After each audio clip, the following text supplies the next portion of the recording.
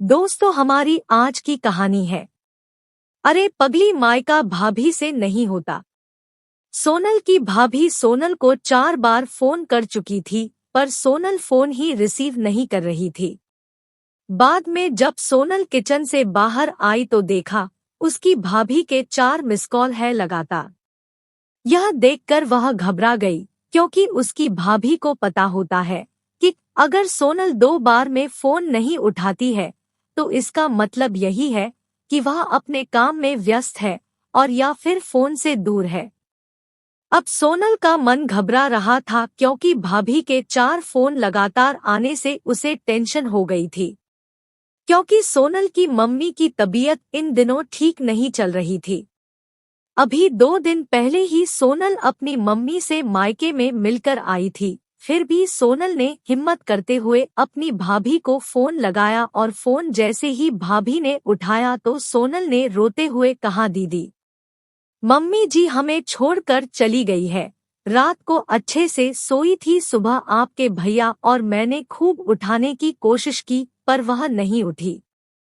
तब हमने डॉक्टर साहब को बुलाया, फिर उन्होंने बताया कि मम्मी जी अब नहीं रही। दीदी आप जल्दी से घर आ जाओ। इतना सुनते ही सोनल की आंखों से आंसू बहने लगे। पापा तो पहले ही उसे छोड़कर जा चुके थे और अब उसकी माँ भी नहीं रही। सोनल तो बिल्कुल बेहाल हो चुकी थी। अब सोनल ने रोते रोते यह बात सक्षम, उसके पति को बताई तो सक्षम ने उसे संभाला और उसे जल्दी से कार में बिठाकर मायके ले गया।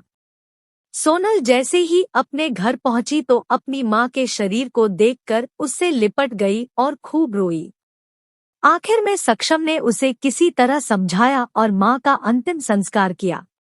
सारे विधि विधान होने के बाद भी सोनल की रुलाई रुक नहीं रही थी। उसे मां की बहुत याद आ रही थी। तब सोनल की मौसी ने उसके आंसू पोंछे और उसे संभाला और कहा, सोनल बेटा ऐसे दुखी मत हो।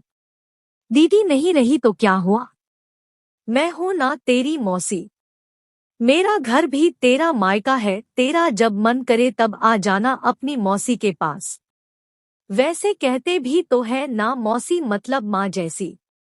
बेटी मैं तेरा दर्द समझ सकती हूँ, क्योंकि तेरे पापा तो पहले ही तुझे छोड़कर जा चुके हैं और आज दीदी भी चली गई। कहते हैं ना कि माँ के जाने के बाद तो लड़कियों का मायका ही छूट जाता है। यह भाभी तो बस दुनिया को दिखाने के लिए नाम का रिश्ता होता है, क्योंकि मायका तो माँ से ही होता है। सोनल भी मन ही मन सोचने लगी कि शायद मौसी ठीक ही तो कह रही है, और वह मौसी से लिपटकर जोर जोर से रोने लगी और कहने लगी, क्या मासी मेरा भी मायका अब नहीं रहा। तभी सोनल की भाभी दूर बैठी दोनों की बातें सुन रही थी। पहले तो भाभी ने सोनल को चुप कराया और फिर उसे दिलासा दिया। फिर भाभी ने मौसी से कहा कि मौसी जी आपने ऐसे कैसे कह दिया कि मायका केवल माँ से ही होता है।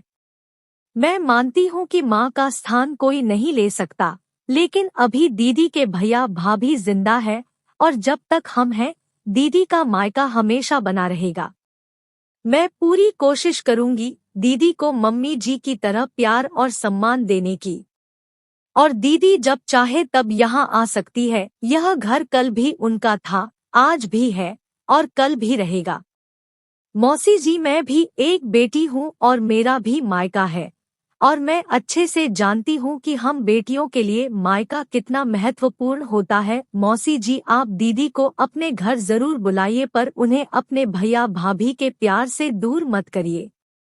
तभी मौसी ने कहा, बहू आज के जमाने में तेरी जैसी सोच रखने वाली भाभी बहुत कम मिलती है।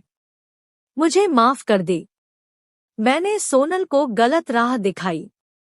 तभी सोनल अपनी भाभी के गले लग गई और बोली, भाभी आज आपने मुझे विश्वास दिला दिया कि भाभी भी माँ के समान होती है, और मैं संतुष्ट हूँ कि जब तक आप और भैया हो मेरा मायका सदा बना रहेगा। और किसी ने कहा है ना कि भाभी माँ के समान होती है। आज आपने मुझे इस बात का विश्वास भी दिला दिया है।